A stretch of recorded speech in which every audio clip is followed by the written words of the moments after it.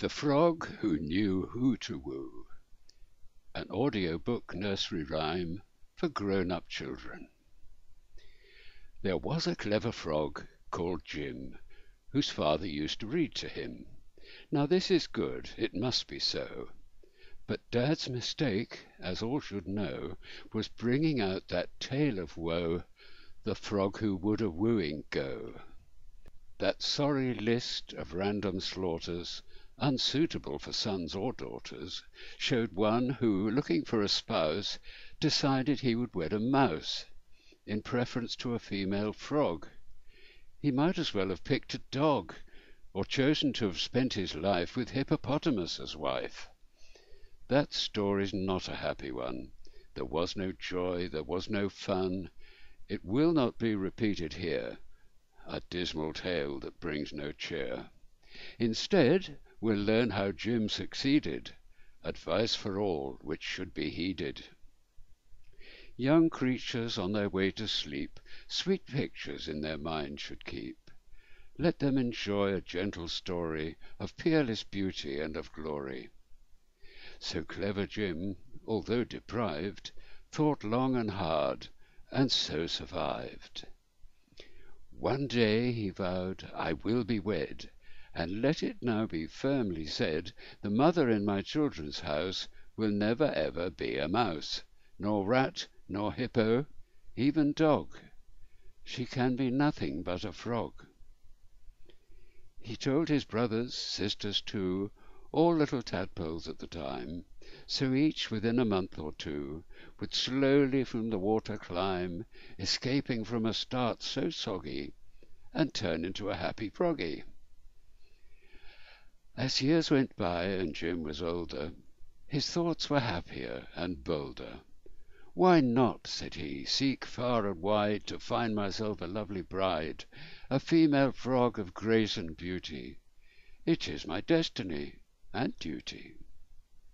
My aim to raise a glorious team, a family, herd, a flock supreme." They'd actually be called an army, though none of 'em would try to harm ye.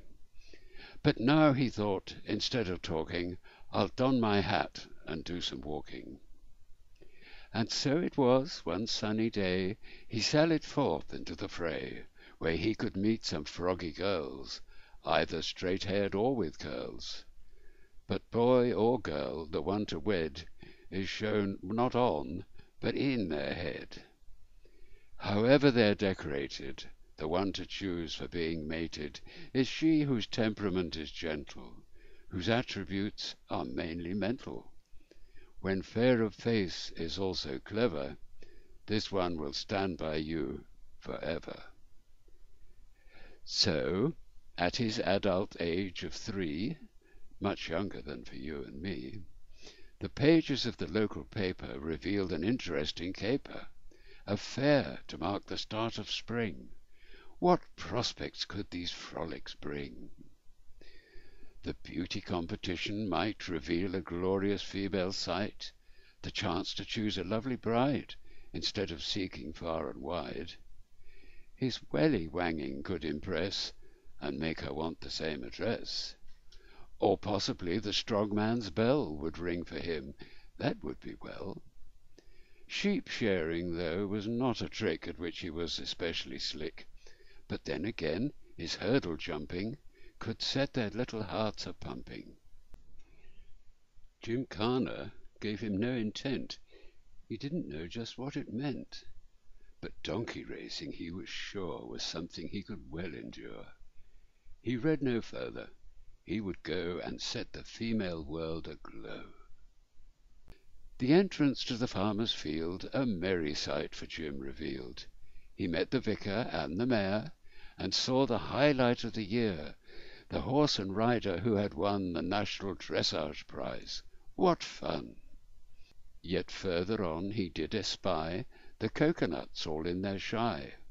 Although you'd think it might be fraught, I'll have a go at that, he thought. He knocked out 2 by lucky chance, and celebrated with the dance. Then came the tricky hoop-la stall, perhaps the hardest of them all. He bought 3 of the wooden hoops, The first two missed, but then he scoops a special prize, some lovely chocks, all packed inside a pretty box. "Hello," a female voice he heard. Although it might seem quite absurd, he turned to look and went bright red at how, and not just what, she'd said. The voice, so sultry, almost purring, he found amazingly alluring. It was quite clear to honest Jim that she was just the girl for him. He saw it all, the weeks ahead, the wedding day he took as read. She'd be his lovely blushing bride, a gorgeous creature at his side. "So give us one," she sharply snapped. "Don't stand there looking like you're zapped." His dream dissolved. His heart was broken. He could not bear the words she'd spoken. She said, "Oh, take it like a man," then snatched the box and off she ran. You see him now, amazed, distraught, his mind without a single thought, except perhaps he'd never wed. He couldn't fathom why she'd said those cruel words of selfish greed, delivered in his time of need. But then, a reason to rejoice. The softly spoken female voice of one more beautiful and charming. "I saw that incident alarming. Don't let it cause you to despair. Come, walk with me around the fair. There's lots of jolly things to do, sometimes by one, sometimes by two. There's potter's wheels to throw a pot, and 12 bore if you'd like a shot. Some piggies where you guess their weight, and fortune tellers for your fate. My name, if you would like to know, Joanna, shortened now to Jo. And yours?" as she looked up at him. "Who, me? Yes, you. They call me Jim."